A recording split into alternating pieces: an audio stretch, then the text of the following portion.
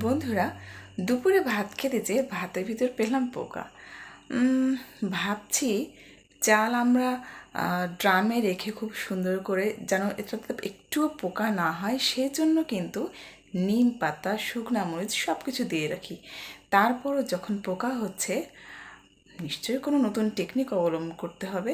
তো সেই জন্যে বাসায় যে মুরব্বি ওনার কাছ থেকে একটা ছোট্ট টেকনিক নিলাম। কি টেকনিক নিলাম সেটা তোমাদেরকে আজকে জানাবো। তো হ্যালো এভরিওয়ান, সবাই কেমন আছো? আজকের ব্লগে তোমাদেরকে স্বাগতম। নতুন টেকনিক হলো ব্যারেলে ঢোকানোর আগেই চাল বস্তা ভরে রোদে দিতে হবে। এই যে দেখুন বন্ধুরা, বাসমতি চাল এভাবে আর কি ছাদে নেড়ে দেওয়া থাকে। মাঝে মাঝে এমন রোদে দিতে হয়, তাহলে কিন্তু পোকা হওয়ার সম্ভাবনা থাকে না। যদিও এর ভিতরে আমরা শুকনা মরিচ তারপরে দিয়ে রাখি নিম পাতার চালের ড্রামে, কিন্তু তারপরও না মাঝে মাঝে সেগুলোও হয় না, একটু পোকা হয়ে যায়। তো সেজন্য আর কি এভাবে নেড়ে দেওয়া হয়েছে। এগুলো নেড়ে দিয়েছি, আর আমাদের যে হেল্পিং হ্যান্ড আছেন উনি এসে এগুলো ড্রামে করে আবার ভরে রাখবেন। ছাদে যেহেতু চাল রোদ্রে দিয়েছি সেই জন্য কিন্তু কবুতরগুলোকে আগে থেকেই আমরা গম দিয়ে রেখেছি, যেন ওই চালগুলো তারা খেতে না আসে।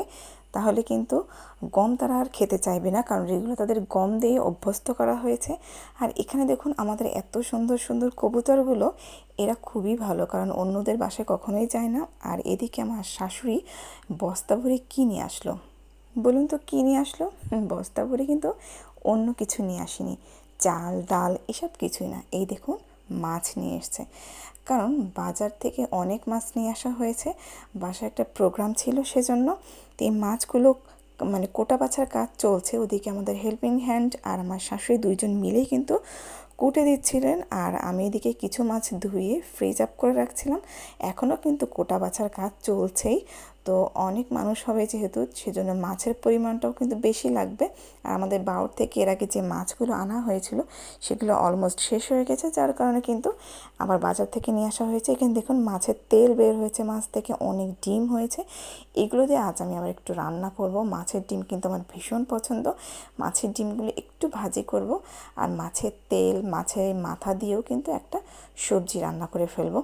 আর দেখুন ফ্রিজে খুব বেশি জায়গা নেই, আমাদের ডিপ ফ্রিজটাও অলরেডি লোড হয়ে গেছে। তো যতটুকু সম্ভব এর ভিতরে রাখতে হবে, কিছু করার নেই। কিছু মাছ প্রয়োজন হলে আবার আমার ননদদের বাসায় রেখে আসতে হবে, কারণ ওই যে আগেই বললাম ডিপ ফ্রিজটা একদমই লোড হয়ে আছে, ওখানে কোনোভাবেই জায়গা হবে না। তো সেই জন্য যেভাবে পারি আর কি রাখা হচ্ছে। আর এখানে দেখুন ফ্রিজে একটা জিনিস আপনাদের সাথে শেয়ার করব, সেটা হচ্ছে ফ্রিজের যে ডিপ পোর্শন, এই ডিপ পোর্শনের ভিতরে কিন্তু অনেক বেশি আইস জমে। এটার আসলে কারণ কি আমি জানি না, এক একজন এক এক রকম বলছে। তবে আমাদের এই ফ্রিজটা দেখার জন্য সার্ভিসিংয়ের লোকদের বাসায় রাখা হয়েছে। দেখা যাক তারা কি বলেন। আপনাদের কারো এমন হয়েছে কিনা জানাবেন। মানে ক্লিন করার পরও দেখুন কি মোটাভাবে একটা আইসের স্তর জমা পড়ে গেছে। এটা কেন হয় আসলে তারা আসলে বোঝা যাবে। এই দেখুন মাছের ডিম দিয়ে খুব সুন্দর করে একটু এর সাথে একটু আলু মিক্সড করে আমি ভেজে নিয়েছি। খেতে কিন্তু ওয়াও হয়েছিল। আর এই যে মাছের তেল ছিল, আর মাছের মাথাগুলো কেটে আমাদের নিজেদের সবজি ক্ষেত থেকে পটল তুলে রান্না হয়েছিল।